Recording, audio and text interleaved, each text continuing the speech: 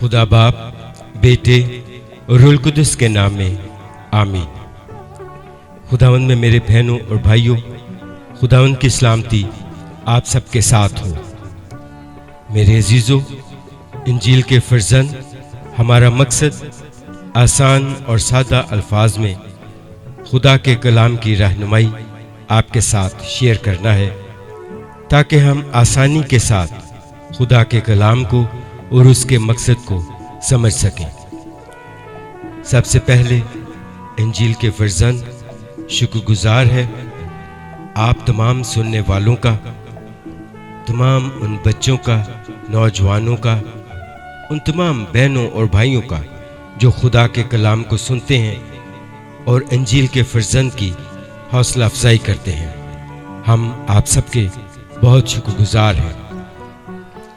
सो मेरे अजीजों, हम दुआ करते हैं खुदा हमारे तमाम उन बहन भाइयों को जो बीमार हैं या किसी तरह से परेशान हैं, आजमाइश में हैं, परेशान हैं अपने कारोबार या अपनी माली हालात की वजह से, तो खुदावंद कादिर मुतलिक बाप अपना देना हाथ बढ़ाए और अपने बेटे हमारे खुदावंद यीशु अल मसीह के नाम के वसीला से इन तमाम आजमाइशों को दूर फरमाए। आमीन। सो मेरे अजीजों, हम देखते हैं आज का पैगाम खुदावंद यीशु अल मसीह खुदा का बर्रा, यानी खुदावंद यीशु अल मसीह जो दुनिया के गुनाह को उठा ले जाता है, खुदावंद यीशु मसीह जो हमारा निजात दहिंदा है।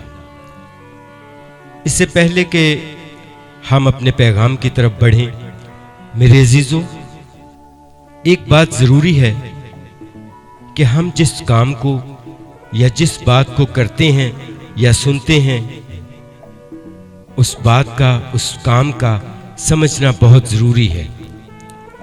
सो इस हवाला से हम शुक्रगुजार हैं अपने तमाम उन मसीही रहनुमाओं के, उन तमाम बुजुर्गान दीन के, उन तमाम मुअर्रिखीन के, उन तमाम मसीही इसातिज़ा के, जिन्होंने दिन रात मेहनत करके हमारी खातिर कि हम खुदावंद की खुशखबरी को हासिल कर सकें, हमारे लिए खुदा के कलाम का उर्दू में तर्जुमा किया। खुदावंद उन सब को अपने पाक और बरगज़ीदा लोगों में शामिल फरमाए।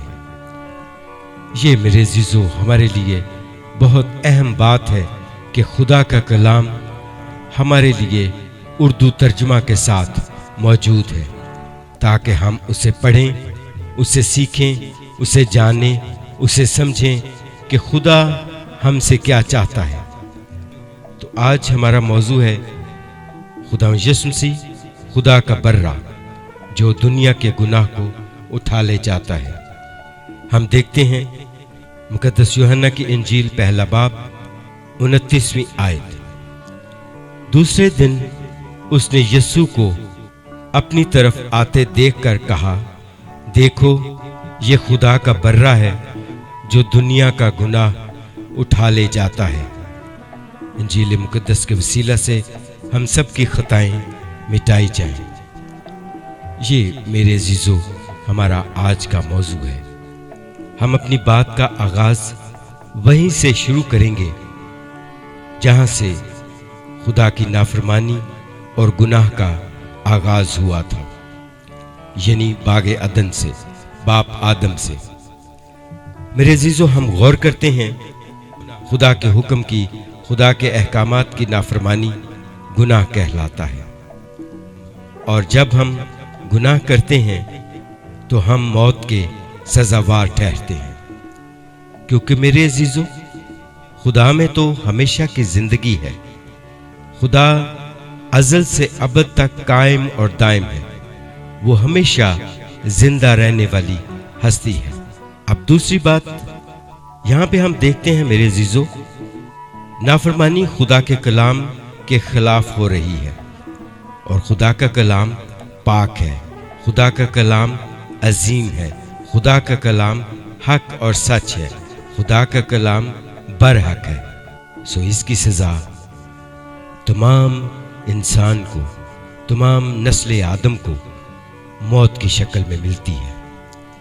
میرے عزیزو، ہم غور کرتے ہیں کس طرح سے خدا نے چاہا کہ انسان خدا کے ساتھ اسی طرح سے ملاپ کر لے، اسی طرح سے خدا کی نظر میں مقبول ٹھہرے جس طرح سے بنایا گیا تھا۔ ایک اور بات میرے عزیزو کہ خدا اپنی مخلوق سے، اپنے ہاتھوں سے بنائی گئی مخلوق سے پیار کرتا ہے، محبت کرتا ہے۔ وہ چاہتا ہے کہ ہمیشہ اس کی بنائی ہوئی مخلوق اس کے ساتھ رہے، اس میں رہے، ہمیشہ کی زندگی میں اس کی رقابت میں رہے۔ اسی وجہ سے آدم کو باغ عدن سے نکالنے کے باوجود خدا نے انسان کو نہیں چھوڑا، بلکہ وہ انسان کے ساتھ ساتھ اس کی رہنمائی کرتا رہا، ہر طرح سے انسان کی مدد کرتا رہا، کیونکہ خدا کا پیار، خدا کی محبت ازلی، سچی اور ہمیشہ تک قائم رہنے والی ہے۔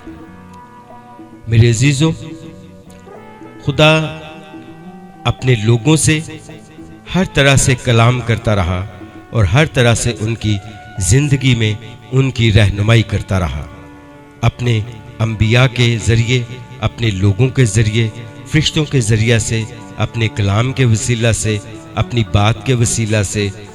یعنی خدا ہمیشہ سے چاہتا ہے دوبارہ سے وہی رابطہ بحال ہو جائے جو ازل سے تھا، جس شکل میں خدا نے انسان کو بنایا تھا۔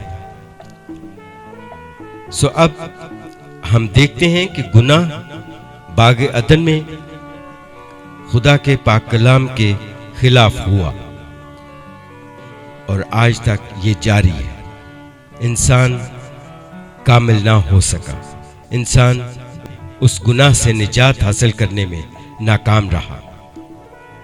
یہ میرے عزیزو، جب خدا دیکھتا ہے کہ میرے تمام انبیاء کے سمجھانے اور رہنمائی کرنے کے باوجود تمام انسانیت پھر بھی راست باز اور خدا کے نزدیک آنے، خدا کی قربت حاصل کرنے اور اس ہمیشہ کی زندگی کو حاصل کرنے کے قابل نہیں ہو پا رہی، تو میرے عزیزو یہاں پہ ہم ایک حوالہ دیکھتے ہیں عبرانیوں کے نام خط، اس کا 10 باب 3 آیت سے۔ کیونکہ ممکن نہیں کہ بیلوں اور بکروں کا خون گناہوں کو دور کرے، اس لیے وہ دنیا میں آتے وقت کہتا ہے کہ تو نے قربانی اور نذر کو پسند نہ کیا، بلکہ میرے لیے ایک بدن تیار کیا، پوری سوختنی قربانیوں اور گناہ کی قربانیوں سے تو خوش نہ ہوا۔ ہم آگے پھر دیکھتے ہیں 10ویں باب، عبرانیوں 10ویں باب 10ویں آیت میں، اسی مرضی کے سبب سے ہم یسوع مسیح کے جسم کے ایک ہی بار قربان ہونے کے وسیلہ سے پاک کیے گئے ہیں۔ آمین۔ یہ حوالہ جات میرے عزیزو خدا یسوع مسیح کو ہمارا نجات دہندہ اور خدا کا برہ جو ہمارے لیے خدا کی طرف سے مولود ہوتا ہے، جس کا نام یسوع ہے۔ ہم جس طرح سے ہم میرے عزیزو ہم دیکھتے ہیں انجیل مقدس میں، مقدس متی کی انجیل میں، ہم اپنی پچھلی ویڈیوز میں بتا چکے ہیں کہ وہ حضرت یوسف کو فرشتہ بتاتا ہے کہ مت ڈر، کیونکہ وہ خدا کے روح سے حاملہ ہے اور اس کے بیٹا ہوگا، اور تو اس کا نام یسوع رکھنا، جو اپنے لوگوں کو ان کے گناہوں سے نجات دے گا۔ خداوند میں میرے بہنوں اور بھائیوں، یہ بات انتہائی ضروری ہے کہ ہم اس کو جانیں کہ خداوند یسوع مسیح کا ہماری خاطر قربان ہونا، ہماری خاطر خون بہانا اور اپنے خون کے وسیلہ سے ہمارے گناہوں سے نجات دینا، یہ میرے عزیزو ہمارا آج کا پیغام ہے۔ اب ہم پھر دوبارہ سے دیکھتے ہیں کہ باغ عدن میں جو گناہ ہوا وہ خدا کے پاک کلام کے خلاف تھا، اور خدا کی ہستی پاک ہے، خدا کا کلام پاک ہے، لیکن جب گناہ ہوا تو انسان اس ہمیشہ کی زندگی سے باہر نکال دیا گیا۔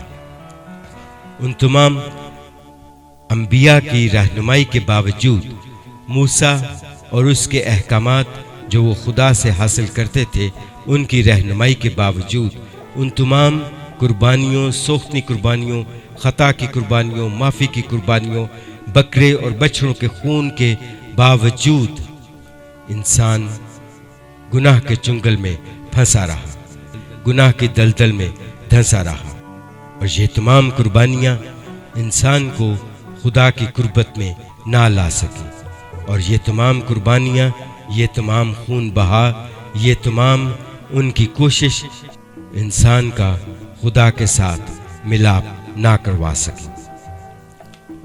تو اس وجہ سے میرے عزیزو ہم دیکھتے ہیں خدا سے ملاپ کے لیے ایک ایسی قربانی چاہیے تھی، ایک ایسی بے عیب اور پاک قربانی چاہیے تھی جو گناہ سے پاک ہو، ایک ایسا برہ چاہیے تھا جو پاک اور بے عیب ہو، کیونکہ گناہ اس پاک اور بے عیب خدا کے کلام کے خلاف ہوا، اور اس کے لیے قربانی بھی، اس کا معاوضہ اور اس کا ہرجانہ بھی پاک اور بے عیب ہونا ضروری ہے، جو کہ انسان کا ان تمام قربانیوں اور ان تمام راست بازی کے باوجود یہ ممکن نہ ہو سکا۔